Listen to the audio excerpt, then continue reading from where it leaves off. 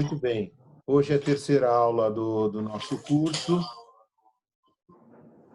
Esse curso aqui, então, é Literatura Clássica e Antropologia Cristã.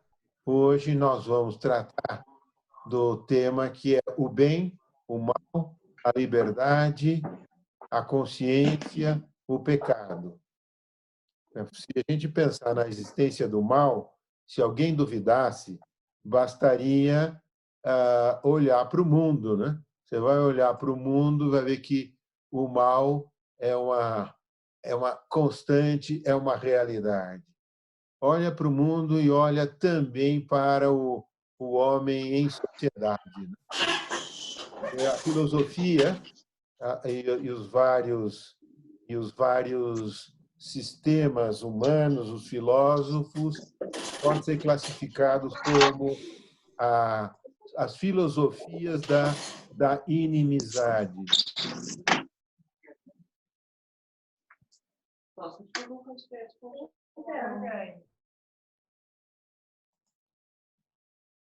Então, filosofias da inimizade. O que quer dizer isto? Que alguns dizem que a essência humana é do inimismo, do inimigo, uns contra os outros. E essa briga pode ser dentro do próprio indivíduo, pode ser o indivíduo com o seu vizinho, ele e o seu vizinho contra o do outro bairro, desse bairro contra outra cidade e a outra nação. Estabelecem a guerra, o antagonismo como a essência de tudo. Mas vamos por partes. Começamos por Jean-Jacques Rousseau. Ele tem uma famosa máxima que o homem é bom, a sociedade o corrompe. Essa foi uma desculpa muito boa para ele mesmo, né? Tinha uma vida desregrada, mas disse: eu sou bom, foi a sociedade que me corrompeu. Aquele mecanismo de jogar a culpa para o outro. Dizer que o homem é bom é não olhar para as coisas, né? Dizer como é que o homem é bom, né? Como é que você explica o mal? Não tem explicação, né? Aqui ele escreveu uma obra, e aqui eu mostro a capa do livro, Emílio ou a Educação, e aqui está o Emílio numa redoma de vidro. Quer dizer, se o homem é bom, que a sociedade o corrompe, vamos preservá-lo da sociedade. Então, o Emílio nasce longe dos pais, nasce longe de todo mundo, vai só pouco a pouco aprendendo as coisas. Começa com a geografia, não ensine a maldade da humanidade para ele. Depois vai falar da história e assim por diante. Ele só vai tomar decisões a partir dos 18 anos. Por exemplo, escolher a sua religião, saber o que quer na vida, só aos 18 anos aí, né, para que não seja corrompido para isso. E é um mote na obra dele que é: voltemos à natureza, retournons à la nature. O Voltaire, que já era mais velho nessa época, escreveu uma carta de agradecimento em função do exemplar que o Rousseau lhe tinha enviado. E na carta dizia: muito obrigado, recebi o seu livro contra a humanidade, contra mesmo. Ao lê-lo, eu me senti com vontade de me pôr de quatro. O que é pôr-se de quatro? É voltar a ser como uma besta, né? Mas eu sentia vontade de pôr-me de quatro, mas já sou um pouco velho para isso. Deixo essa atitude para pessoas mais jovens como o senhor. Claro, Voltaire era um sarcástico, né? Mas com certa razão. Outro filósofo diz: não, o mal não está na sociedade. O mal está dentro do próprio homem. E o homem é o lobo do homem. Capa de uma revista de São Paulo semanal. No trânsito, tinha um fulano no volante, olhando para o outro do lado e com cara de lobo. É o lobo, que está pensando em como é que eu vou apanhá-lo, matá-lo e comê-lo. Maquiavel é outro também, né? Diz, o governante deve ser mau, deve ser ruim, deve governar pela força e pelo medo. E Darwin é a luta pela sobrevivência, a luta, o mais forte, é a guerra instaurada entre as espécies. São, então, de fato, filosofias da inimizade, que estabelecem a inimizade como o máximo, né? Como o ponto de partida de tudo. O Dr. Freud, o humanismo psicanalítico, diz que o inimigo está dentro, o inimigo é você mesmo. Qual é a concepção de homem de Freud? É dizer que o homem está dividido em 3 estratos. O primeiro estrato é o id. Ele se serve de palavras latinas, porque isso dá um charme. O id é como se fosse um ele, é um terceiro, é um não eu, que está abaixo. São os instintos mais brutais, né? Quero ver sangue, é os instintos da sexualidade, ou seja, ele está olhando para o lado animal. Depois, graças à influência de seu discípulo, que é o Jung, Carl Friedrich Jung, ele acrescentou o instinto de morte. Você não quer morrer, então por isso também você luta. Mas o id, então, é a mola propulsora, essa força que nos impulsiona para frente, animal indomável, né? Se puder pensar que são os instintos, de acordo.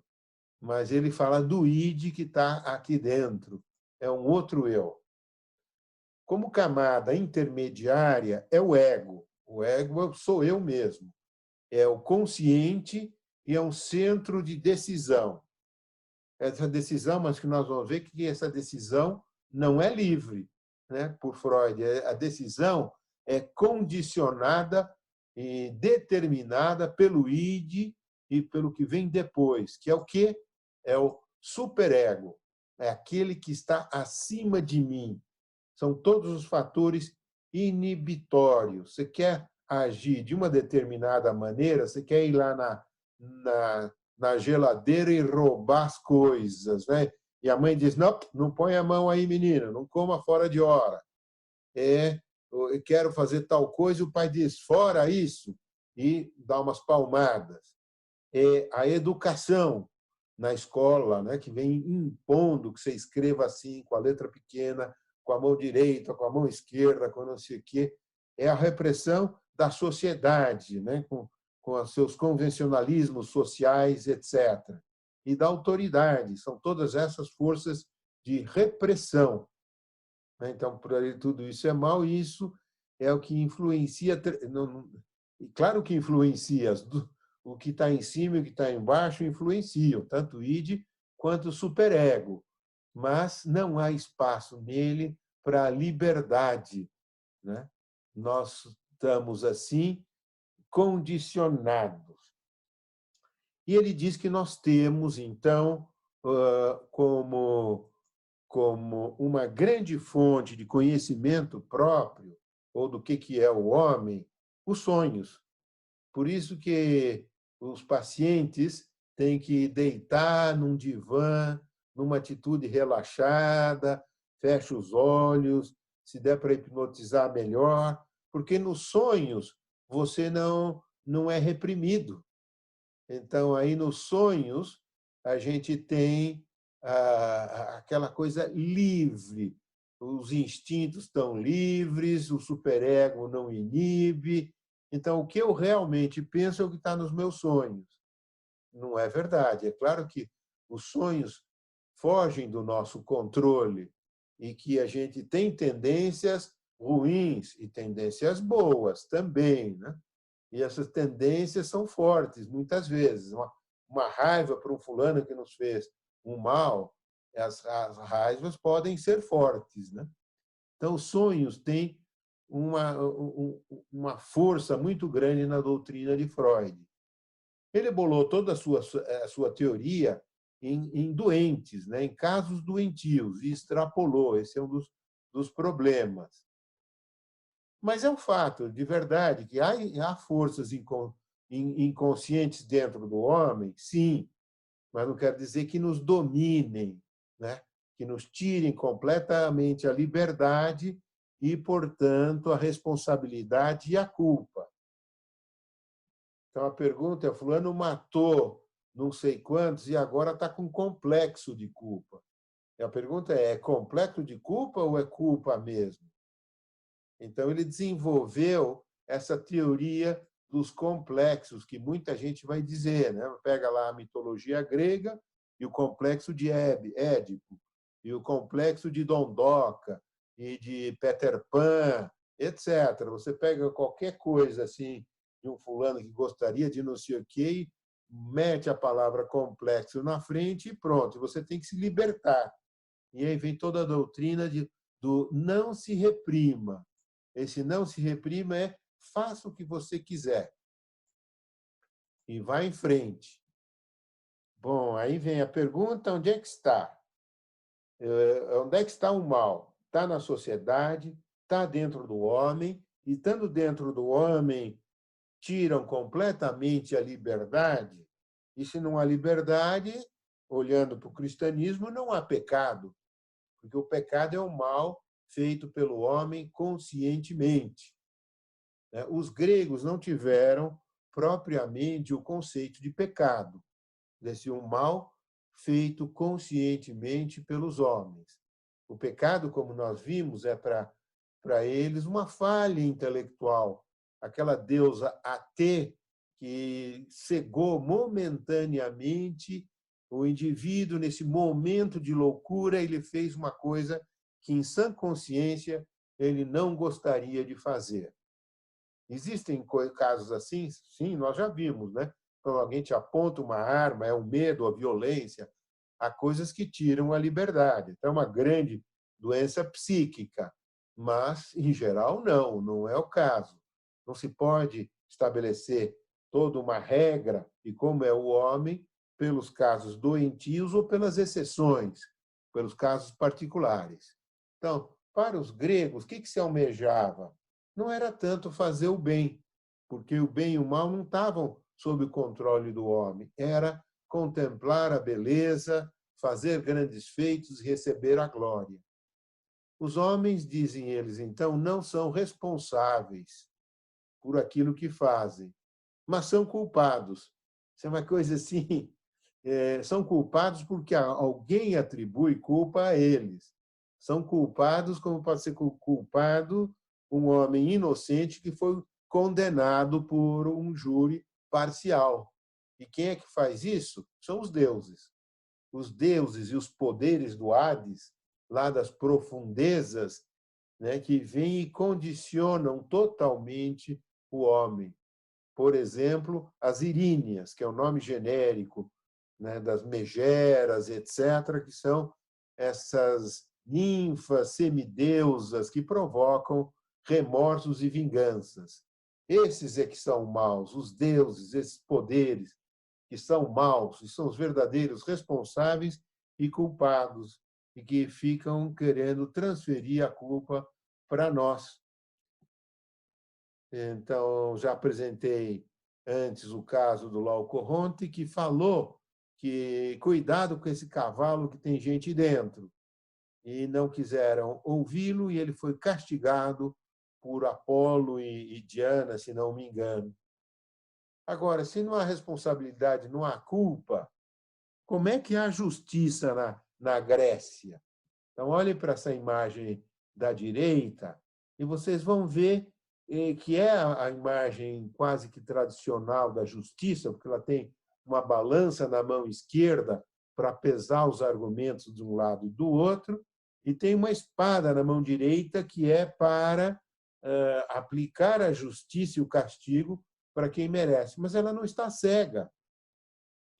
A justiça cega é dos romanos. Claro, são duas interpretações válidas. A justiça cega é no sentido de que ela não vai olhar para o pobre, para o rico e para alguma condição daqueles que estão demandando. Mas ela tem que estar de olhos abertos para ver, ouvir, entender e saber Se a gente não toma conhecimento das coisas, como é que nós vamos poder julgar com sabedoria? Então, a primeira fase de instrução do processo é o conhecer as coisas, né? Se não se conhecem as coisas, não se não se pode julgar bem, não se pode emitir um juízo correto. Muito bem. Então, houve entre os gregos uma longa superação da fatalidade. O fatalismo, as coisas vão acontecer. E a ciência propriamente dita não teve desenvolvimento fortíssimo na Grécia, porque o que adianta querer o progresso se tudo se repete num ciclo e a gente não pode fugir? Eu não tenho liberdade, por que eu que vou criar os deuses que cuidem disto? E, nos inícios, o próprio Zeus estava submetido ao destino, essa palavra mágica com que se explicam todas as coisas. Zeus, depois, será todo-poderoso, ele terá um poder, e num passo adiante ele vai ser o distribuidor da justiça. Mas naquele começo não foi assim, né? Foi todo, era o fatalismo, e as coisas tinham que acontecer e não havia castigo. Então, agora eu vou contar aqui uma cadeia, uma historinha que envolve parcialmente a Guerra de Troia, falando sobre o estabelecimento da justiça, essas ideias de crime e culpabilidade entre os gregos. Então, há uma cadeia de crime dos atreus, vamos ver já, e sempre tem quem é que vai pagar. Há um crime e aí vem o castigo. Crime e castigo é outra coisa. Mas acontece isso entre determinados povos aí, que a gente nem precisa citar o nome, mas alguém joga uma bomba aqui que mata 2. Aí eles devolvem matando 6. Aí outro devolve jogando mais bombas. E vai num crescendo de violência muito grande, né? Então, aí vai, alguém tem que pagar. E se não paga ele, pagam os filhos. A justiça vai se estabelecer de geração em geração. E vamos ver o caso dos Átridas. Os Átridas são os filhos de Atreu, também lá está lá nos gregos, que teve um passado violento. Então, nós vamos falar aqui em uma versão. Então, na mitologia grega e outras, há um monte de versões aí, que é primo, parente, não dá, o outro é meio assim. Então, aqui é uma das versões e a gente fica lendo, pega a Wikipídia também, pega os atreus, por exemplo, na Wikipídia, e você vai ver que loucura. Mas conta uma história só. O camarada vai abrindo isso, mas pode ser isso, pode ser aquilo, na outra versão é assim. Então, desculpe, eu estou simplificando. Então, o Atreu teve 2 filhos, Agamenão e Menelau. Agamenão, ou Agamenon, também vem aí a coisa do o próton, o protão, né? E assim vai a tradução brasileira ou de Portugal. Esse Agamenão casou-se com a Clitemnestra. Olha só, que nome dos gregos. Não podia pôr João e Maria, ficava mais fácil. Não, mas foram esses nomes que fizeram. O outro irmão, Menelau, se casou com Helena, né, e moravam onde? Em Esparta. O Agamenão em Micenas, é um pouquinho acima de Esparta, entre Esparta e Corinto, ali no Golfo Estreito de Corinto, tudo ali no Peloponeso. Agamenão teve 4 filhos, a Efigênia, que é também título de livros gregos, Electra e Orestes. As pessoas usam esses nomes, às vezes, para chamar um avião, né? O Electra 2 da Varig, Orestes, o Furioso, e assim por diante. E esses personagens vão aparecer depois de um lado, de outro, já apareciam na Ilíada, na Odisseia, depois na Eneida de Virgílio. Está tudo meio misturado, né? São os deuses para lá e para cá. Mas a historinha é o pomo da discórdia. Começa assim, né? A deusa Eris não foi convidada para uma festa. Os deuses e os homens fizeram uma grande festa e ela não foi convidada. Ela disse: "Ah, é assim? Vocês vão ver." Então levou lá numa bandeja de prata uma maçã. E na maçã, no pé da maçã, colocou embaixo: "Para a mais bela das mulheres." Meu Deus do céu, né? E agora, né? E aí chegou o presente, e agora? Para a mais bela de todas, o que nós vamos fazer? E aí resolveram escolher alguém para ser juiz e julgar as mais bonitas, né? Na primeira etapa, iam sair 3. E o tonto que aceitou fazer esse julgamento foi Paris, né? O julgamento de Paris. Ele teve que escolher entre Hera, Atena, ou Palas Ateneias, e Afrodite, ou Vênus. Depende, você está falando entre os gregos e os romanos, tem os nomes diferentes, né? Mas então ele vai ter que decidir qual é a mais bela.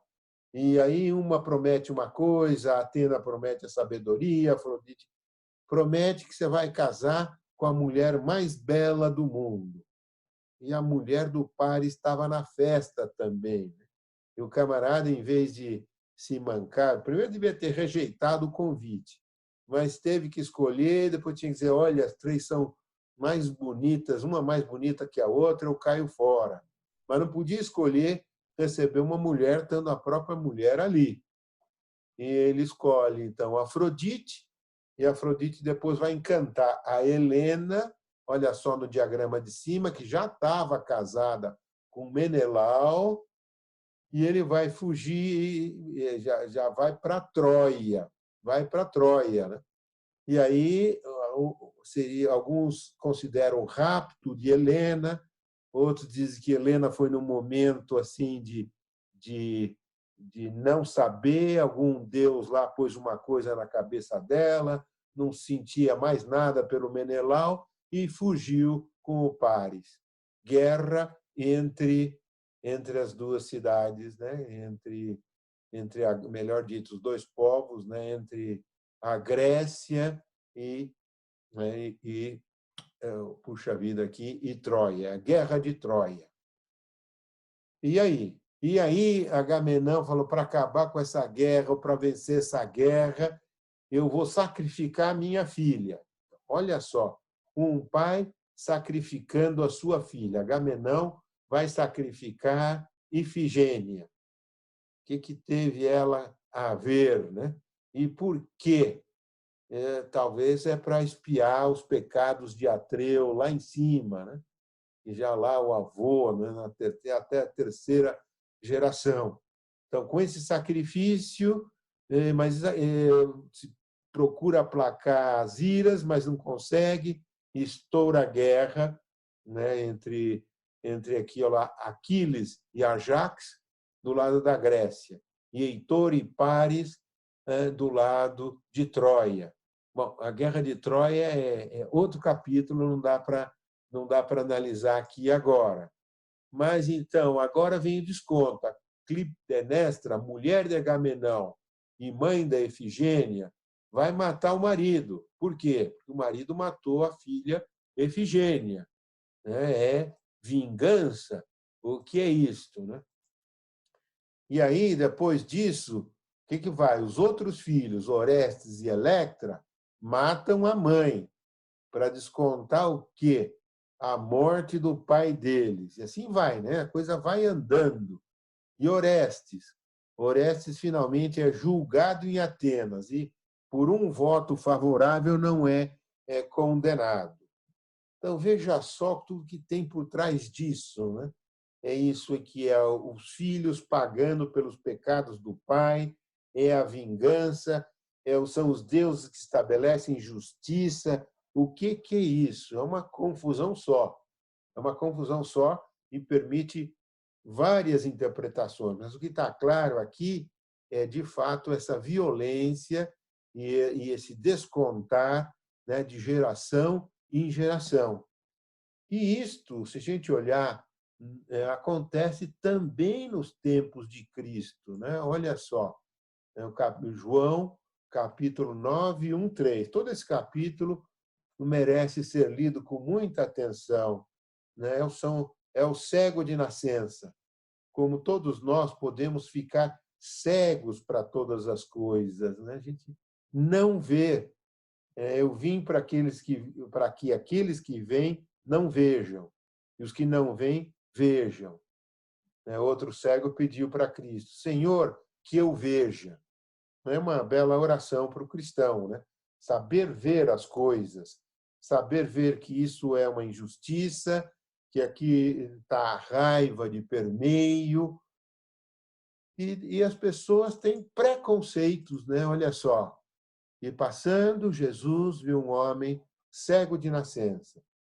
E os seus discípulos lhe perguntaram, dizendo: Rabi, quem pecou, este ou seus pais, para que nascesse cego? Jesus respondeu: nem ele pecou, nem seus pais, mas foi assim para que se manifestem nele as obras de Deus. Olha só aqui o que tem por trás. Rabi, quem pecou, estes ou seus pais, para que nascesse cego? Aí, se foi ele que pecou, o que aconteceria? Pelo menos ele tem que admitir que um camarada no seio da mãe já pecou. Se ele nasceu cego, já pecou no seio da mãe. Como uma criança inocente, né, pode pecar? Ou Deus, prevendo que o camarada ia pecar, mandou o castigo já antes, né? Tudo isso é não compreender quem é Deus. Ou seus pais pecaram. Então, isso quer dizer que uns vão pagar pelas culpas dos outros? Putz, eu já não aguento nem com as minhas, eu vou ter que pagar pelos outros ainda? Pois é, eu vou ter que pagar pelas minhas penas. Às vezes eu posso ter, se eu tive culpa, eu tenho responsabilidade nas culpas dos outros. E, de alguma maneira, todos os homens são culpados, desde Adão, né? O pecado original. Além disso, os pecados pessoais. Aqui vai. Então, o Cristo desassocia isto e é ele quem vai nos redimir do pecado. A remissão dos pecados, que são pessoais, mas Cristo assume os nossos pecados. Nós podemos ajudar Cristo também a assumir os pecados dos outros, podemos ser corredentores.